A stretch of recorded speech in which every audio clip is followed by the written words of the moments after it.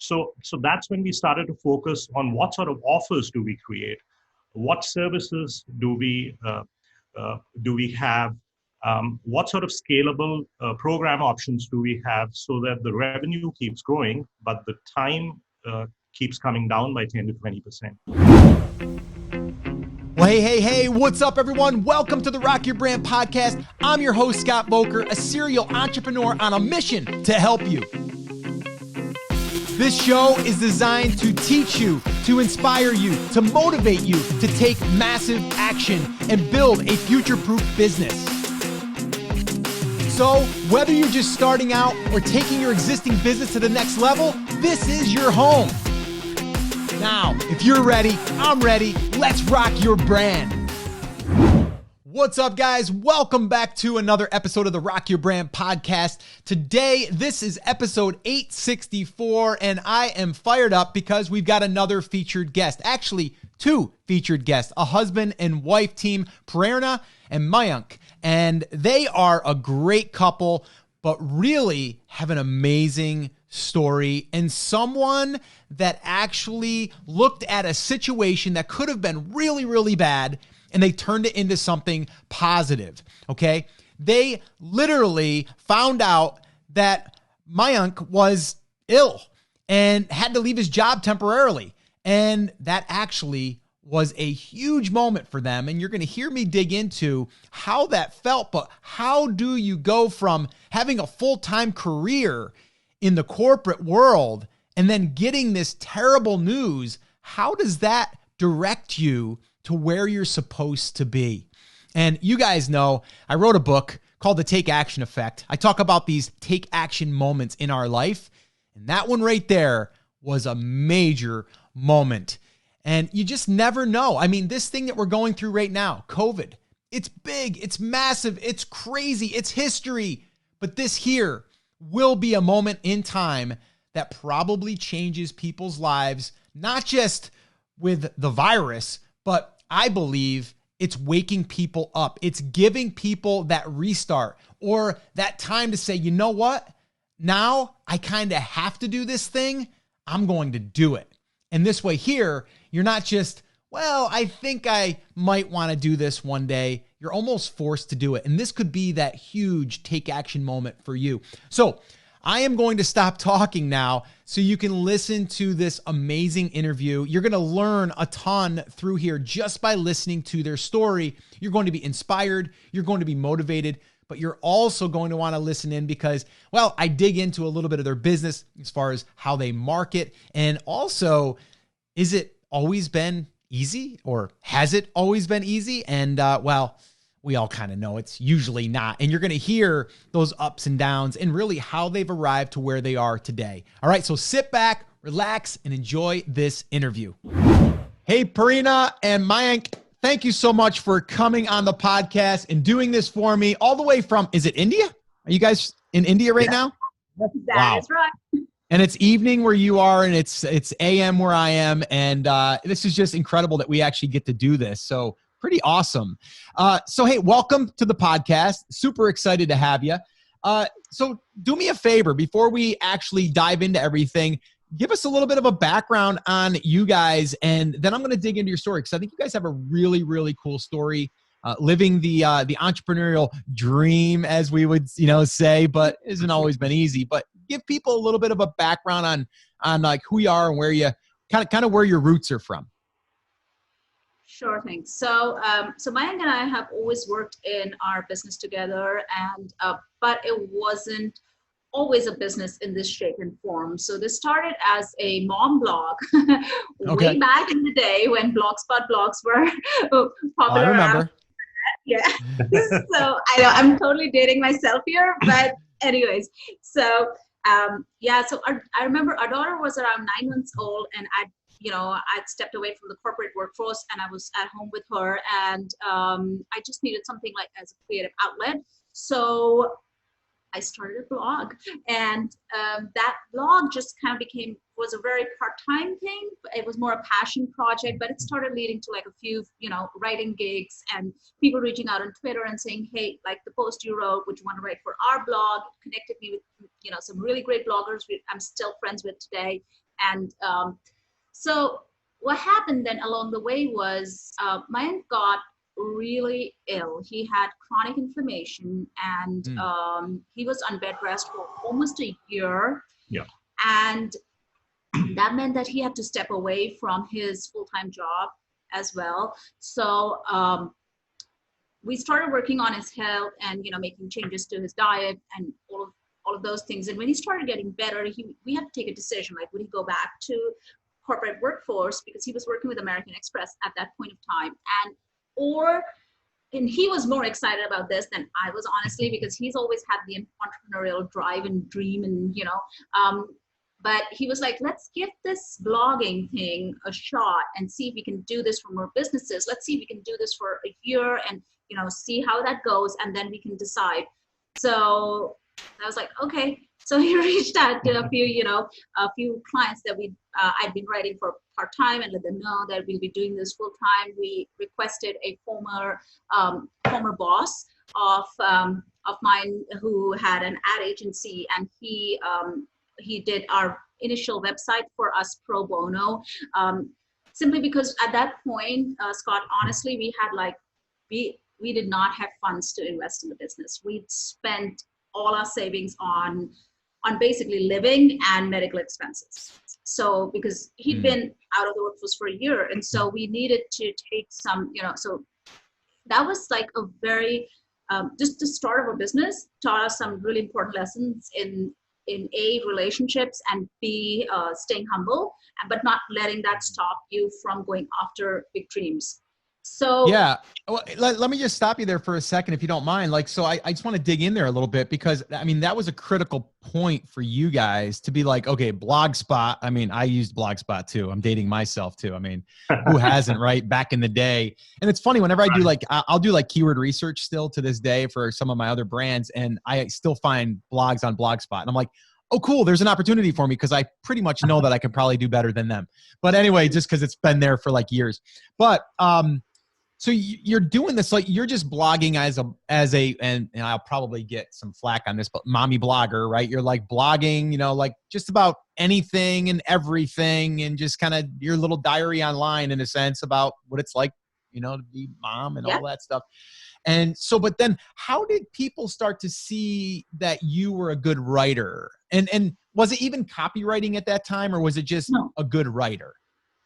No, good writer. It was just, I was very active on Twitter, again, like back in the day. Now Facebook and Instagram are more my thing, and where we are more active on when it comes to social. But Twitter was like the place I would spend most of my time on, and connect with, again, like I said, different bloggers. So for instance, I don't know if you know Mandy Eamon. She was, she used to run a blog called Life Your Way back in the day, and she's since sold it. And she, I started writing for her.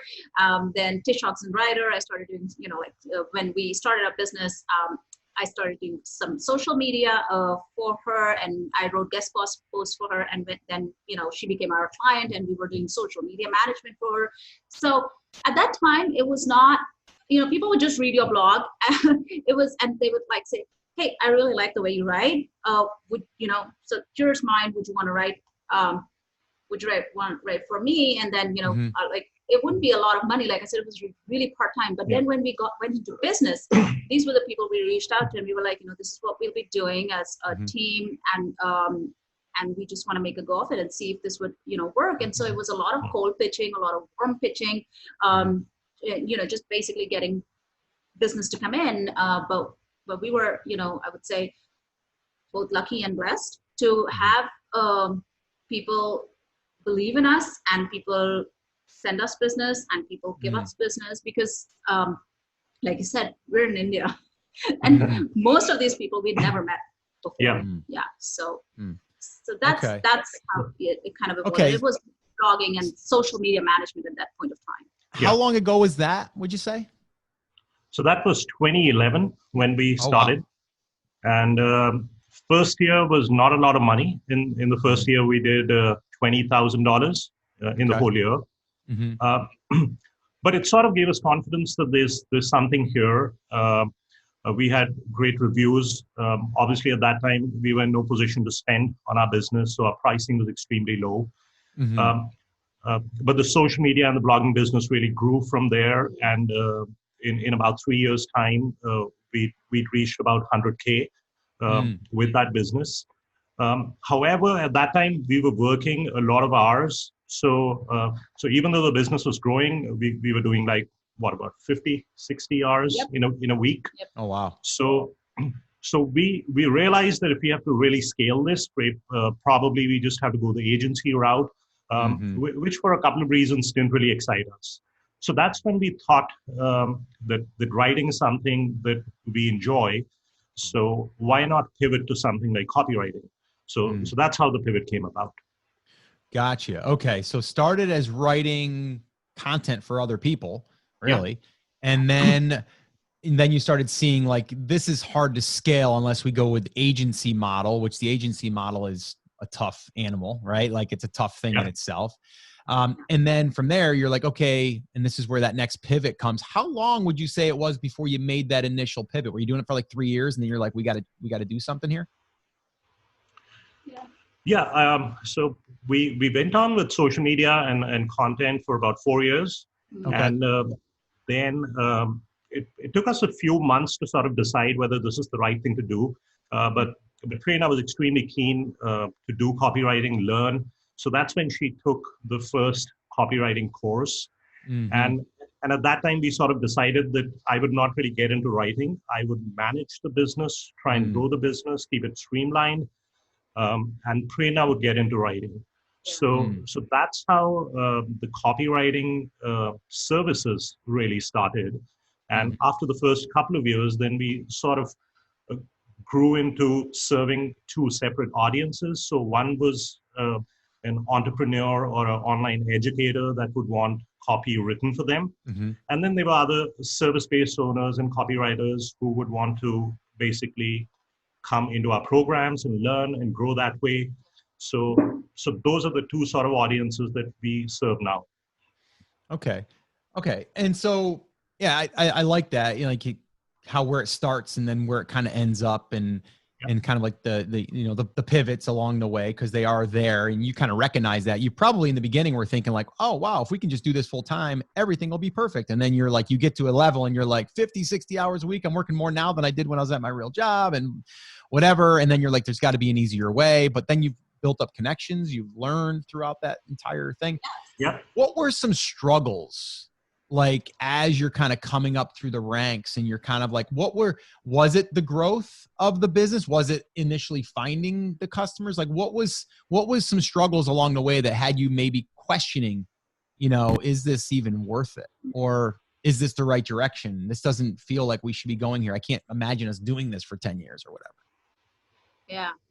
I wouldn't say it was growth or finding clients, honestly, like, and I almost feel bad saying this, but it was quite easy for us to get clients. Like, we love marketing. We love growing our business. We love, talking to clients, and it just comes naturally. So I wouldn't say, and also even when we weren't on, getting on calls and things like that, it was, through emails but it was just so exciting.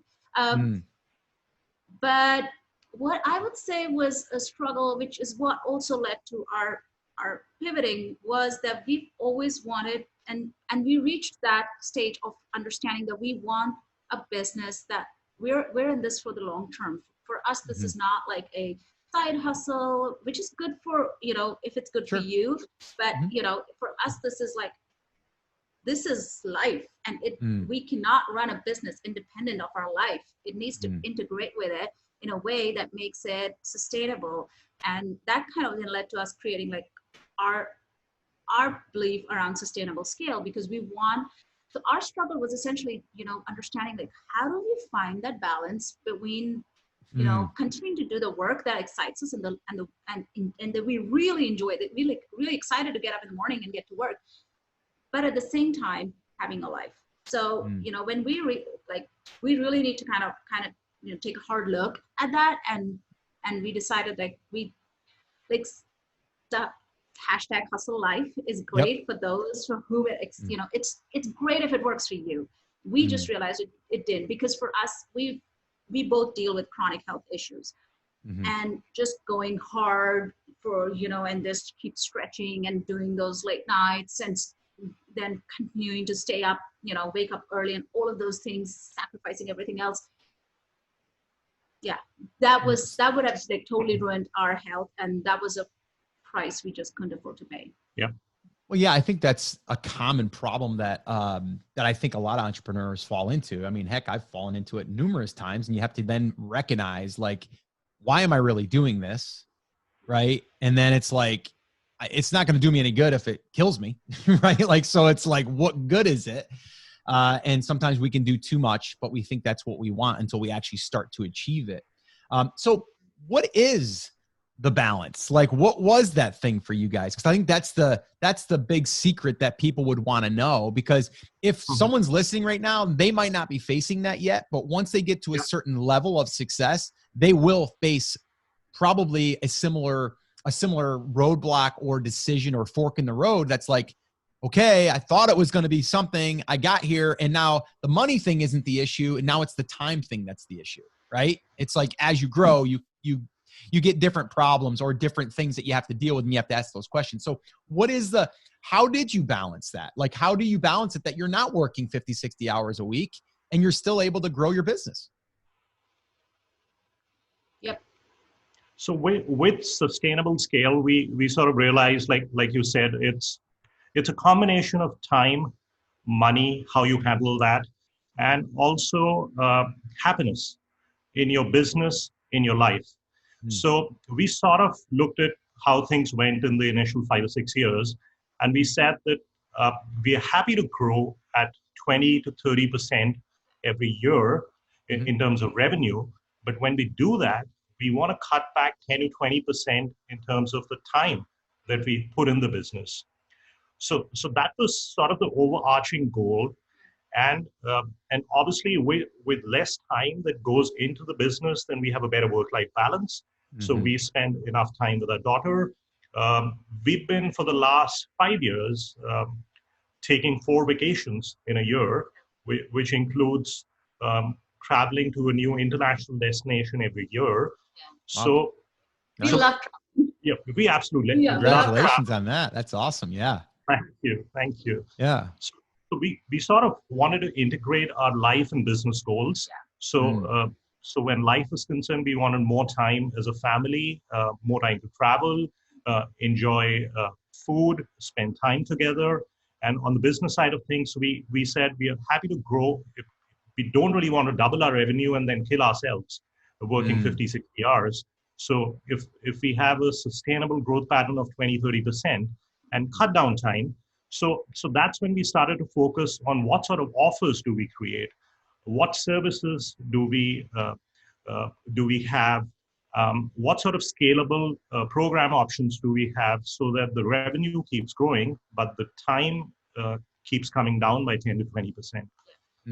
So that's how we've been sort of planning sustainable growth. Yeah, I like that. So, and I was looking for that last piece that you just kind of threw in there, and maybe we can even dig into that a little bit. But like, by you creating products that are somewhat evergreen, right, to where they could be sold on their own. Now, the thing that I see with that, though, and this is something that I even struggle with to this day, that we're always trying to balance, is like, marketing doesn't go away. You got to continue to market the products, right? So it's like one week Facebook ads are working great, and then all of a sudden they're not. And it's like, it's a constant battle, because to keep that flowing, I mean, everyone wants evergreen. Everyone's like, I want evergreen. I want an evergreen funnel. I want everything to just be, you plug it in, you get it to work. You put $1 in, you get $1.30 back, and life is great. You get new blood into the business, and yada, yada, yada. But it's constantly, I mean, at least I've seen it myself. And anyone that I'm in a mastermind with, it's like, I'm always hearing that.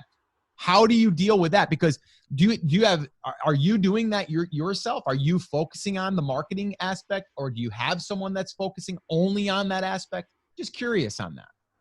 So for us, like Mayank said, we've got like 2 sections to the business, really. So we've got copywriting services, which we've been able to successfully package and sell. That that really helped move the needle for our business in terms of cutting back on time and also being able to give our clients what they really needed. For instance, one of our packages is like the launch copy package, which gives them literally everything they need for their launch. And, so we have like a wait list going for that. Then, we have like our artisanal VIP day package. So that made it really easy to scale the copywriting services side of the business. And also, as we grew, we had people asking us, okay, so how do I do the same? How do I package my services? So we realized we needed to launch like a group program. So we've got one, large group program right now, and we've got a smaller, more intimate mastermind style strategic consulting group as well. Both of them right now are, they have like time sensitive launches. However, they will move to evergreen mode next year onwards. The reason they're not on evergreen mode this year is because, March was when the funnel went live, and then COVID happened, and then we had to kind of really look at what was going on. Having said that, evergreen funnels is what I specialize in as a launch strategist and copywriter. So that is something that we've worked a lot on and seen, what works, what doesn't work, and how to make the marketing simpler. For us personally, the marketing is all us. We do have a small team that takes care of the other administrative tasks and makes it easier for us to focus on what we do best. Like, he takes care of operations and I take care of the creative side of things. And what we found makes for a really great mix, because our programs may not be evergreen, but our services, but we everything else is evergreen, right? Like, we're constantly selling something. And what we found is the best way to do that is just kind of show up and deliver on what you've promised your people you're going to deliver. And, whether that's just showing up and just doing a podcast a week, that's it. That's your minimum. You promise that you're just going to do that. You don't have to think about everything else. And we've done that a lot, so it's so easy to get pulled into a million different directions. Oh, TikTok's getting, hot. I need to jump on TikTok. And now Instagram stories are cool, or IGTV. I need it, so you need to, constantly reflect on what's really moving the needle for your business, and what's that one thing that you need to do that's going to take you to wherever you want to get to in a way without, that's not going to kill you, and then just focus on that. So maybe it's just, showing up on Facebook and posting every once in the day. Maybe it's just sending an email out to your list. Just do that one thing that you promise your audience that they'll get when they, joined your community, when they signed up to your list, when they signed up for your programs. Just focus on that one thing. That makes it a lot easier to then continuing to find the energy to market when you really do need to push the pedal on marketing your programs and services. Yeah, I like that you've broken it down, and we've actually done that just from last year. We've reduced a whole bunch of stuff just because, again, going back into, you get into this mindset that you want to do everything because everything's exciting to you. And as entrepreneurs, we get bored, right? It's oh, but we've been doing that same thing for 2 years, and it's been working, but it's time for a change. And it's why did we change that again? So sometimes we have to ask ourselves, we're just bored. But I agree. I think that, having a simple mindset of just keeping things basic and not overcomplicating things. But also, I like it that you said you kind of went to where you're only doing a certain amount of launches. And that's actually what we've done this past year. We have a membership where it's called Brand Creators Academy, where we help people build brands in all different areas. And we basically launched that after our live event last year because we wanted to simplify it. I didn't want 100 programs, all of these different things. And then you got to manage all the funnels and then all of this stuff. I'm I just want one point of direction. Now, we do have other standalone little trainings, workshops, if you want to call them that. And we are looking to get those into Evergreen, but they all feed to the same place. And I think that's the important part. So let me ask you this. So when you're not, because you said you're pretty much not Evergreen now. So you are into you still have to launch. And the Evergreen thing is the holy grail, right? It's that thing.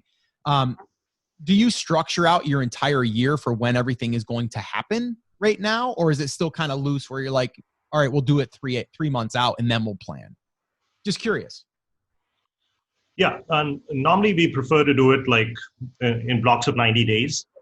Like you said, something interesting comes up, a great idea comes, and you want to then create that offer right away and launch that. So we like that degree of flexibility, that if we find something's really exciting us, we want time to then create that, get that out. Sure. So 90 days is what really works well for us. Yeah. That's how we structure it. Yeah. 3 months, really work to keep us excited, and then we're not planning so ahead into the future, especially because as creatives as well, it feels like it used to be great to do. We used to do this a while ago, and I used to do a lot of this when I was blogging, and that's easy, because you're batch blogging and you're kind of talking about the same thing, so you can write months in advance. So we've done all of that, and we've had but then we realized right now what works really best for us is to just do 90-day sprints and see, how, just kind of go with that and then review, reflect, and then move ahead. Yep. Yeah, I like that. I like the sprint too, right? It's like you get focused on that one target and you just go. And all hands on deck for that. I really like that. What would you say is working really well right now, traffic wise? Like, what is working for you guys to get eyeballs on your products or on your services? Because I think this goes hand in hand with anybody right now. It doesn't matter what you're selling. I don't care if it's a physical product, a digital product. Like, what right now would you say is working best for you for traffic wise? One of the best things that's worked, that's shown really great results for us has been podcasts and, master classes for different programs that we've done. Those have worked really, really well to get very targeted traffic into our programs and for our services as well. So these have been doing really well. The second thing that's been working really well has surprisingly been, has been Facebook and Instagram. Those have had a lot of impact and traffic as well. And then, of course, regular Google SEO, like SEO your posts. Yeah. Yeah. What do you think? So on the Facebook and the Instagram, I'm assuming, is that paid ads? No. Oh, so it's organic. Yep. Yes. Oh, wow. So, okay, let's talk about that, because everyone's saying organic is gone, right? Like you can't get organic reach anymore. So good. We got a couple of ninjas here that's going to reveal some gold for us. We're running Facebook ads. I do Facebook on other things too. I mean, we have a group and a page and all of that stuff. And I'm not big on Instagram. I'll be honest. For me, Instagram doesn't work for me because it's just, I'm not going to show up there on a regular basis. It's just one of those things. Now, could I have someone? I could, but I look at the ROI on like 100,000 people and I get 1%. Like, it's like, driving traffic there, paid makes more sense. But I'm just curious. So on that approach, what is your approach on Facebook and Instagram to get eyeballs? Storytelling is super important. Again, copy comes into it, and that really, really helps. So creating posts that not only give your audience great value, but also really interest them so they can stop that scroll and actually want to read what you're saying, whether on Facebook or on Instagram. That's worked really well. Giving clear specific outcomes and clear takeaways. So not every post needs to be like a mini blog post, but think of it like a mini blog post or an email, and then show up and deliver. So if you're posting, say, twice in the week, maybe one of your posts could actually be, and then you could repurpose that. That's something that we do a lot of, that goes out in an email that also, may make its way to our blog or go into our Facebook group, or even become like a video lesson delivered in, on Facebook Live. So just kind of repurposing your material, because people sometimes do need to hear the same thing more than once. Yeah. Oh, yeah. so that's important. Yeah. So the third thing that will work really well is just being consistent. Yep. And I think it's great that you've decided Instagram is not for you. I think a lot of people need to be brave enough to take that decision and decide that, hey, this doesn't work for who I am as a person, instead of just kind of trying to force themselves to like a network. There are like so many ways for you to do social right now that, you could just choose whatever, water cooler suits your personality and just makes it easier for you to engage with your people. Because when you aren't comfortable with a network, it shows. And you could totally get someone to do it for you. Like we did it years for other entrepreneurs and bloggers and businesses. So you can totally do that, but you also need to, as a brand, and as personal brands, especially if you have a personal brand, you do need to buy in to that network to some extent, because there will be elements that will require you to show up. And if you're going to feel like, no, that's not. So for us, and that's been, like we realized that Pinterest isn't going to cut it for us. We just aren't a Pinteresting kind of a brand. So we're not on Pinterest. TikTok will never see us there. So me neither. we are. So you're not going to go up there and do your dance or anything? We realize that TikTok's not happening either, and you need to be comfortable with that instead of trying to force yourself into a network where you're only going to feel uncomfortable and then end up probably wasting time and deciding to ditch it in the end. So just kind of that's why it's so important to kind of reflect on what it is that excites you about your business and how you show up, so you're making the right decisions from the very beginning. And I think I agree. Down, the value that you're giving also on social. So we sort of see it like this, that if somebody's on our email list, does not follow us on Facebook, or somebody is just going to look at our content on Facebook, they should get value irrespective of what channels they basically choose to be on. And then, like Prerna said, consistency is key. So with social content, we try and create the content with the sort of strategy that we have for those 90 days and have at least content available for, say, about 20 or 30 days in advance. So that sort of lets us be really consistent with how we are posting. But it really goes back to providing value. Yeah. So what I'm hearing really then too is, I love this that you brought that up. So it's more or less in that 90-day window, you're basically creating a runway to where you are going to end up, right? Yeah. So, if you're talking about, email copy and how important email subject lines are and all this stuff, it might lead to your email copywriting training or whatever, right? Like, so all of that content that you're putting out is kind of just highlighting different pieces. It's helping, it's valuable, but collectively, if you went and then joined into a program or bought a certain product, that is going to give you the entire training, but you're basically just bringing that up through your content. Is that what I'm hearing? Absolutely. Yeah. Absolutely. Yeah. Totally. So you're mapping that out. Like you said, you're going to look at the 90 days and go, we're going to map this out for 90 days. We've got a runway. Now, how long? So 90 days is about when you start. So like, that's a long time, right? Before you actually might receive dollars in the door. Has there been something that you've done for a long, like 90 days or even 2 months, and then you go to do it and you're like, oh, that didn't really work as it was supposed to? Like, has something like didn't pan out as well and you look at your results? Yeah, absolutely. Yeah. And what do you do in that? Because I've done it and I've learned that I don't usually launch a program unless I beta tested it or something, right? I've built the training, I've done the 6 modules and everything, and I'm like, here it is, guys, it's awesome. And then you get like nothing, and I'm like, not doing that again. So then we pre-sell. And then we build, right? Like, that's the new way, right? That's the way I like to do it. But so what do you do at that point? Like, you guys together, you're a team. I know my wife and I are a team as well. It's kind of like you scratch your head a little bit, but how do you get through that time? Because it's kind of a wake-up call. Yeah. No, we had that happen to us with one of our courses that we launched way back, I think a few years ago, called Sweetly Blended. Yeah. Mm-hmm. And how long ago was that? That was about 3 years ago. 3 years ago.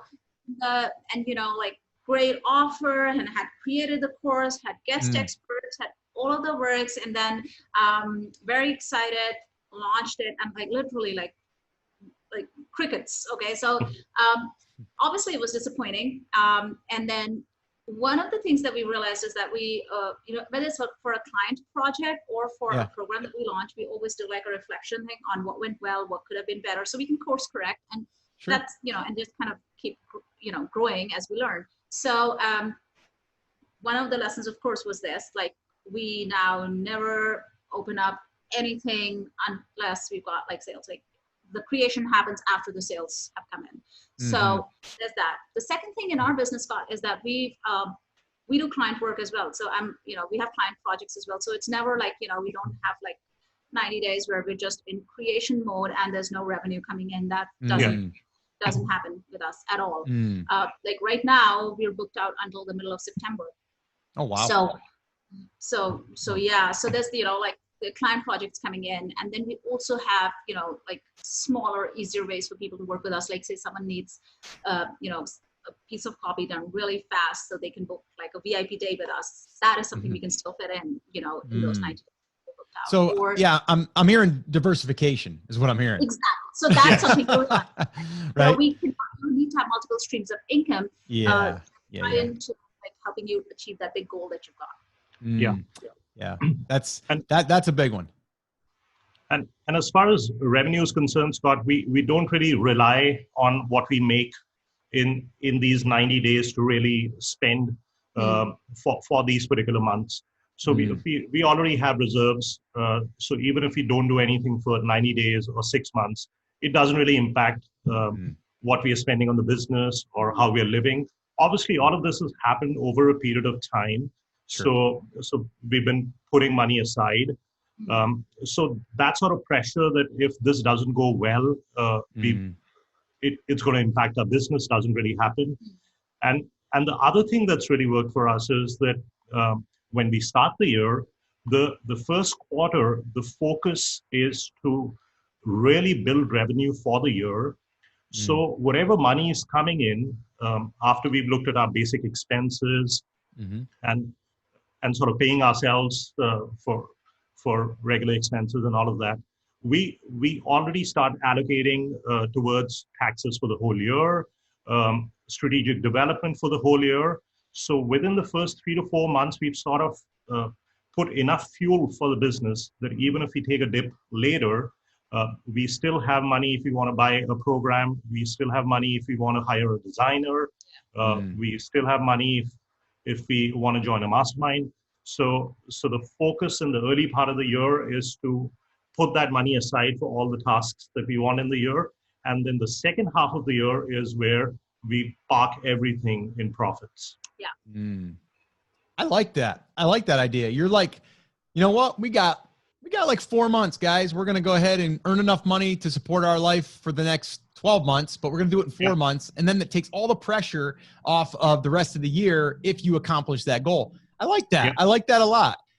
How much of this comes down to also living below your means, right? Like not being like, oh, I made a lot more money here, so now I'm going to buy that, that sports car or, the car that you've been dreaming of or your new condo or anything like that. Like, so I guess like, how does that much play into, because it seems like you guys are probably pretty good in that area. I'm wondering on this, how important is that to you guys?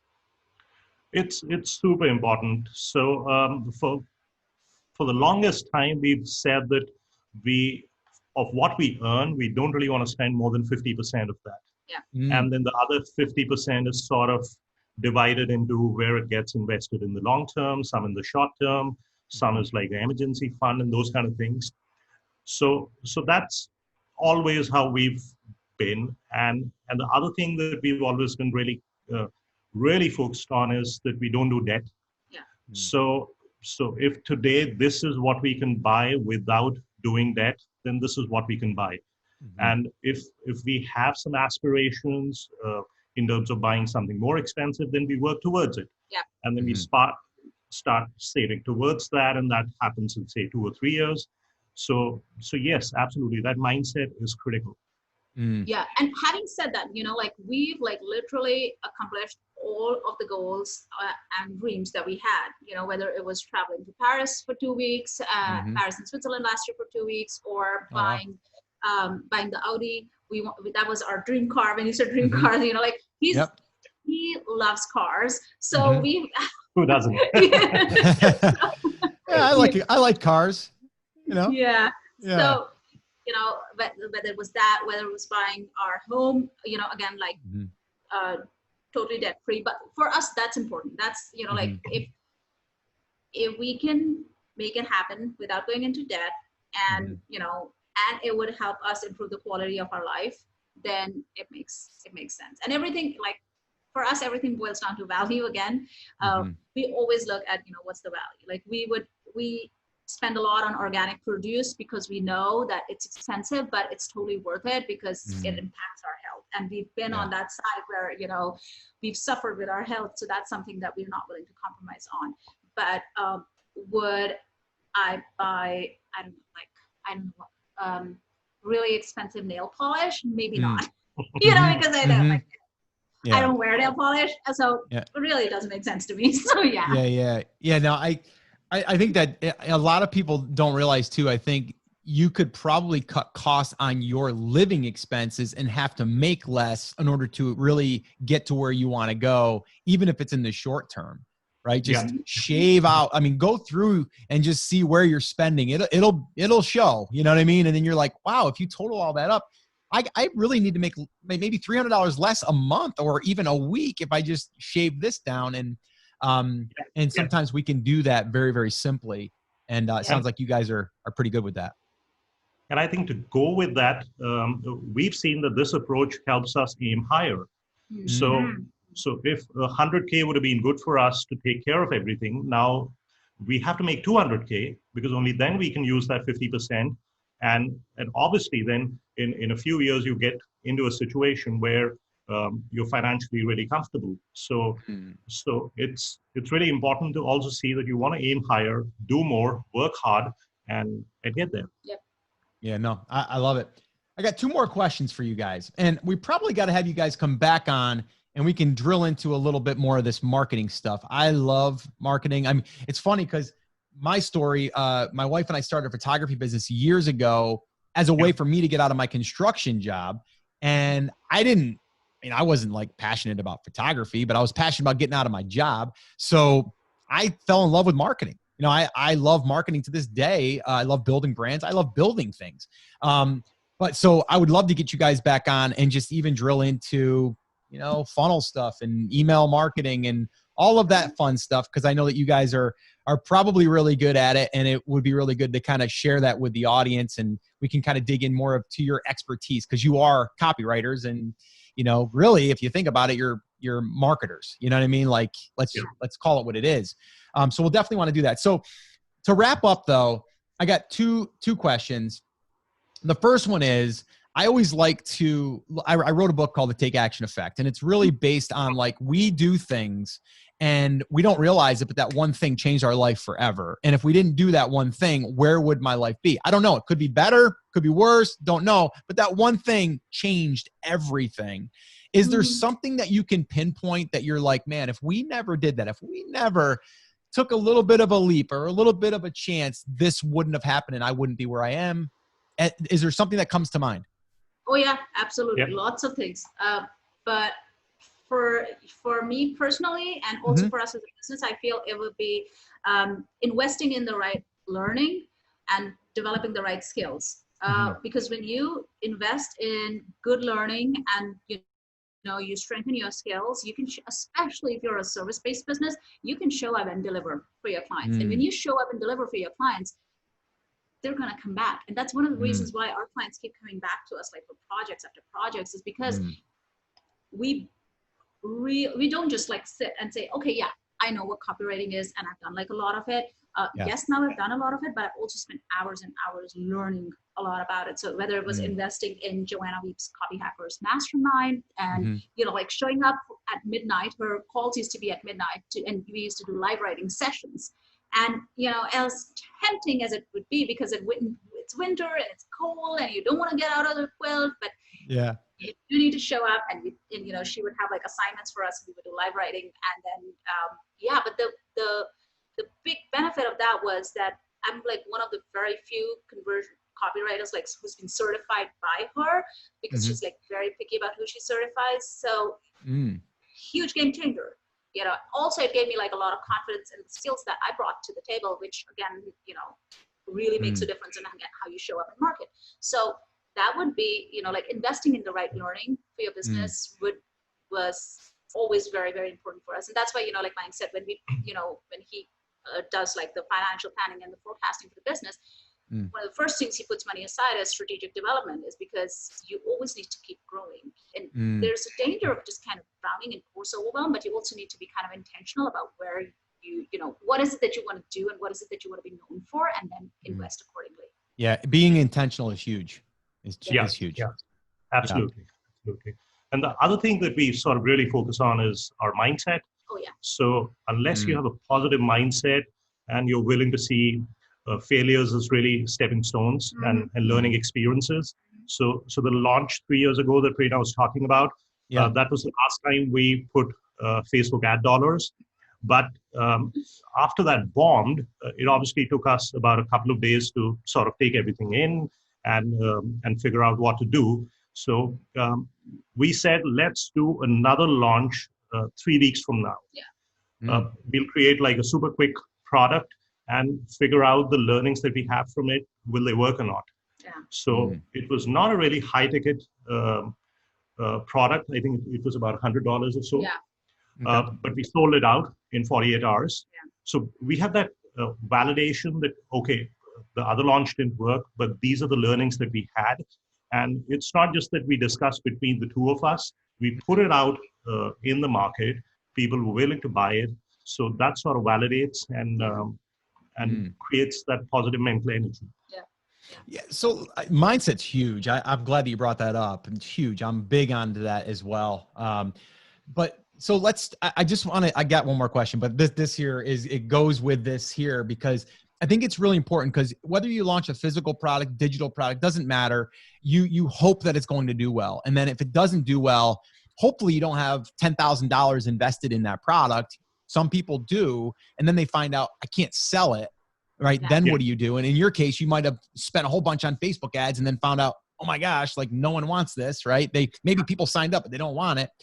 So I love it that you went right back to it. You're kind of like, okay, I was up at the plate, going to play baseball. I got hit by a pitch and your father's like, get back in the box, right? You're like, you got to get back in there, man. So you basically said, you know what? We got to do something within 3 weeks now. We're compressing that down. We're going to get it back out in the marketplace. What was your thing that you went out there and said, let's test this next thing? Did you do a survey? How did you get that thing that you're like, that's what we're going to ask the audience if they want now to get that little bit of validation? Like just kind of getting out there and talking to your audience and understanding that what is it, also finding out, why didn't people buy? So was this not what they were looking for? And what is it that's going to really help them move the needle? And that is, this was like way before, this is before we started copywriting and, creating our proprietary process around copywriting, but it kind of centers on the fact that you really need to know your audience and what they need, because sometimes when people, and also what they want, because sometimes people would say that this is something that they want, but that's not what they really need. And then it's your job to then kind of, position it in a way that gives them both what they want and what they need. Yeah. Essentially, like we've got a Facebook group, we've got an email list. So just kind of reaching out, like Mike said, reaching out to people, asking them, and then realizing that this is what they really needed. There was like this one, and we're also in other groups. So just, and I still remember what I did was I put up a post in the Facebook group saying, okay, look, this is what I'm looking to create. This is what it will do.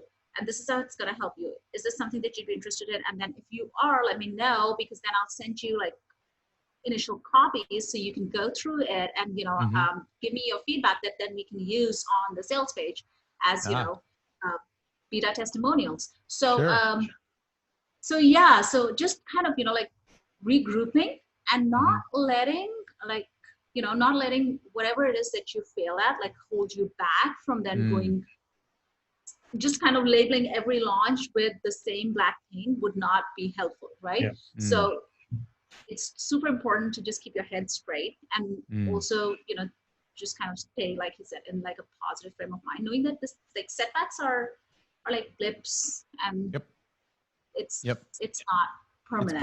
It's part of the learning process. And you learn actually, instead of creating the product first, you're going to validate it first, and then you're going to put it back out in the marketplace. And I think that's a big one for a lot of people to hear that. So that's really awesome. So thank you so much for sharing that. So let's wrap up with this question. And I like to ask all of my expert guests that come on with this one question. And it's simple, but sometimes it can be a little bit complicated, but we'll try to make it simple. And that is, if you were starting over today from scratch and you had to create a business that was going to support your lifestyle, what would you do? Like, what would you do? Like, what would be like that roadmap for you? Would it be exactly what you've done and just rebuild what you've done? Or would it be something different? Like, or just kind of give us like the framework. What does that look like? I like Good question, right? Good question, right? Yeah. It's making us think. So,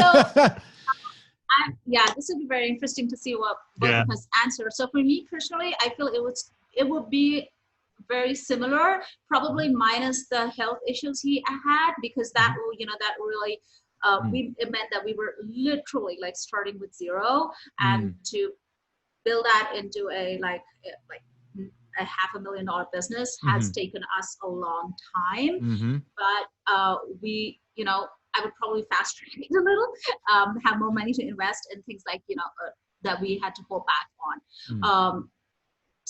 But yeah, I love writing, and I love working with other entrepreneurs and just kind of, like strategizing and seeing what works, and then putting words out there that other people love, and they go like, oh, this lady read my mind, and oh yeah. So I would definitely want to do something related to writing. I'm curious to hear what Mike would say.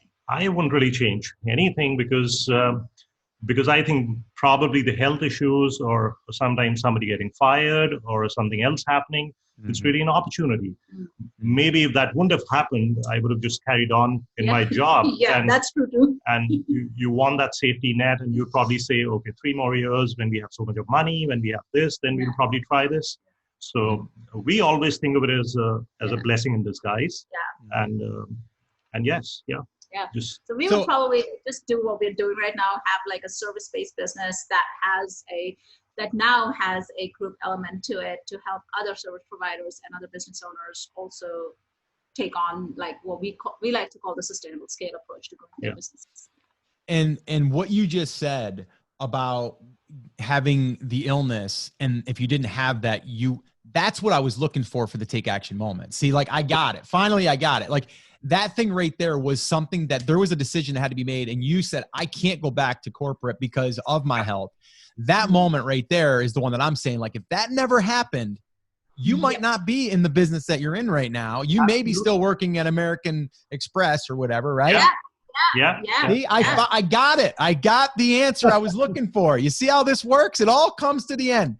But yeah, no, that was what I was looking for. And not saying your other answer wasn't good, but that right there, that little nugget right there, that's a big one. Because when you're faced with that, you're thinking, this is terrible. How can it get any worse?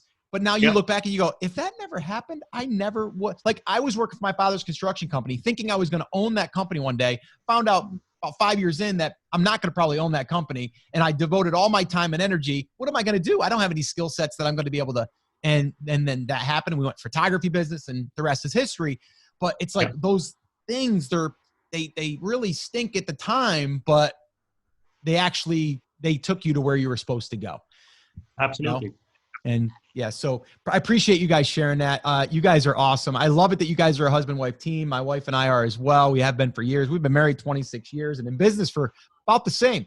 So so I just want to thank you guys. How can people learn more about you guys and what you're up to? And just let people know how they can get a hold of you guys. Our website, contentbistro.com, will be the best place for you to connect with us, just to kind of get a feel of how we work and what are we all about.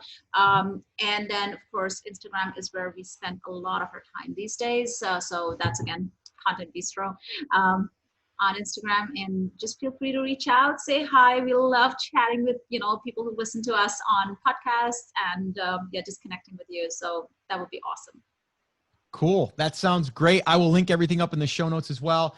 But I just want to say thank you guys for coming on. We'll definitely get you guys back on. I might even ask you guys to come on in and maybe do a session for our private community as well, and maybe give us some copywriting tips, and stuff on ads and all that stuff. Because I know copywriting goes hand in hand with everything, right? It's everything we touch. So guys, thank you guys so much. I appreciate you. Have an awesome rest of your day. It's nighttime there, but have a great night. Thanks so much, Scott. Have a lovely rest of your day. Thank you. Take care, guys. All right. Well, there you have it. I wasn't kidding, right? What a great episode. And also just what a great couple. And man, they've been through a lot. But you know what? They've got a great attitude and they're always looking at it as a way of growing. And I think that's what we all need to learn from any of these interviews that I'm sharing with you is really how do we highlight that moment that they could have just given up. They could have just threw in the towel, but they didn't. They said, you know what? We need to make a change.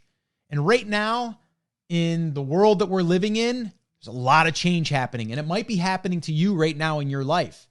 So again, take this as inspiration. You can do it too, right? It's a choice that we need to make, and it's not going to be easy. It's not. You heard their story. They didn't have everything come to them by luck or that everything that came their way was perfect, right? They had to make new adjustments as they grew.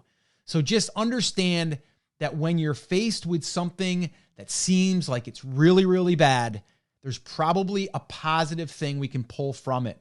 It just depends on how you look at it. All right. So guys, that is going to wrap up this episode. This was episode 864. If you want to go to the show notes page, grab the links and the show notes, the transcripts, all that stuff, head on over to brandcreators.com/864. And you can grab all the links over there. All right, guys. So that's it. That's going to wrap it up. As always, remember, I'm here for you. I believe in you and I am rooting for you. But you have to, come on, say it with me, say it loud, say it proud, take action. Have an awesome, amazing day. And I'll see you right back here on the next episode. Now let's rock your brand.